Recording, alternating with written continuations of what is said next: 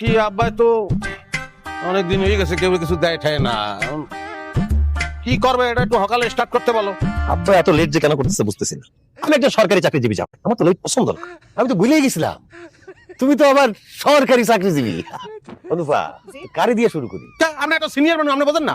কারে দিয়ে শুরু করবেন? সিনিয়রকে দিয়ে শুরু করবেন আপনি। সরি, আপনি সরকারি বলতে ভুলে গেছেন, সরকারি চাকরিজীবী হবে। কাশেম, তুমি কিছু মনে করো না, আমি আবার এই সরকারি চাকরিজীবী দিয়ে শুরু করতে চাই। আপনার অনেক ধন্যবাদ। মানে এই যে আপনি বুঝতে পারছেন সরকারি চাকরিজীবী জামাই কি জিনিস, এর জন্য আপনাকে অনেক ধন্যবাদ। আমার জামাই সরকারি চাকরি নাই দেখে কি দাম নাই মনে করছো? বয়সকালে যদি চেষ্টা করতো এখন ডজন খানেক সরকারি চাকরি থাকতো। এই কথাটা তুমি প্রত্যেকদিন তুমি আমাকে বলবা। আমার মেধাটা যে তুমি বলতে পারছো, এইটাই বড় বিষয়। আমার আর কোনো কিছু দরকার নাই।